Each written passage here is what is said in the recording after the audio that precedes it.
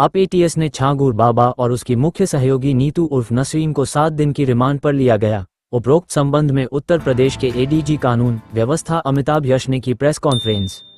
आपको पूर्व में भी जानकारी दी गई थी कि जमालुद्दीन उर्फ छांगुर बाबा की गतिविधियों के संबंध में मुकदमा एटीएस में पंजीकृत किया गया था। 5 जुलाई को छांगुर बाबा उर्फ जमालुद्दीन और उसके प्रमुख सहयोगी नीतू उर्फ नसरीन की गिरफ्तारी की गई थी। आज 7 दिवस का रिमांड यूपी एटीएस द्वारा इन्वेस्टिगेशन के दौरान इन दोनों मुख्य अभियुक्तों का लिया गया है। इनसे इस गैंग के सभी गतिविधियों, इनके मनी ट्रेल, इनके द्वारा अर्जित अवैध संपत्तियां इत्यादि की जानकारी की जाएगी। साथ ही संपूर्ण गैंग के नेटवर्क की जानकारी भी प्राप्त की जाएगी। इसके अलावा इस गैंग ने जहां जहां अवैध संपत्ति अर्जित की है, अवैध धन का इस्तेमाल करके, उन सभी की भी जानकारी की जाएगी तथा अवैध संपत्तियों को जब्तीकरण की कार्रवाई तथा उन्हें डिमोलिश करने की कार्रवाई भी की जाएगी।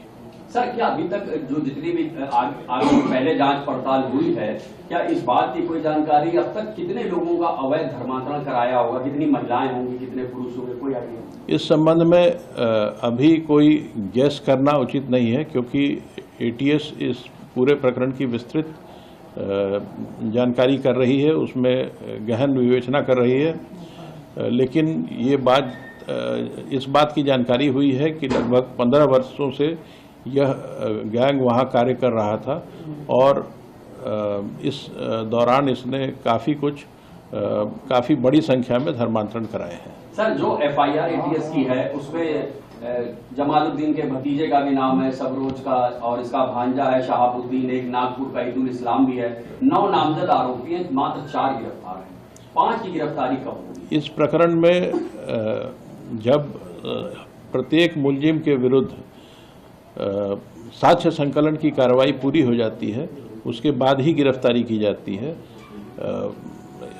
एसटीएफ ने अपने जांच में काफ़ी साक्ष्य संकलित किए थे और जहां जहां उन साक्ष्यों के बारे में पुख्ता तथ्य इकट्ठा कर लिए गए हैं, जिन मुलजिमों के विरुद्ध पुख्ता तथ्य प्राप्त हो गए हैं, उन सब की गिरफ्तारी कर ली गई है।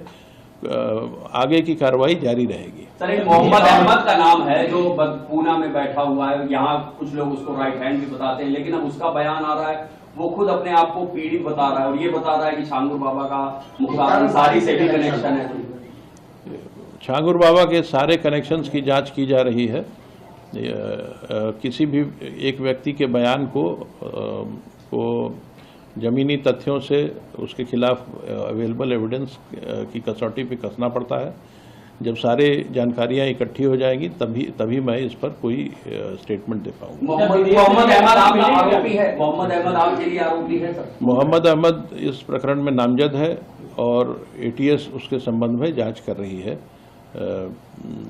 जांच से, विवेचना से जो तथ्य प्राप्त होते हैं उसके आधार पर कार्रवाई की जाए। सर, ईडी ने आपसे जानकारी मांगी है, क्या ईडी भी मनी लॉन्ड्रिंग के तहत कार्रवाई कर रही है?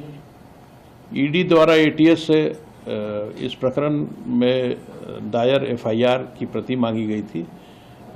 इसके अलावा और कोई जानकारी इस मुख्यालय के स्तर पर उपलब्ध नहीं है।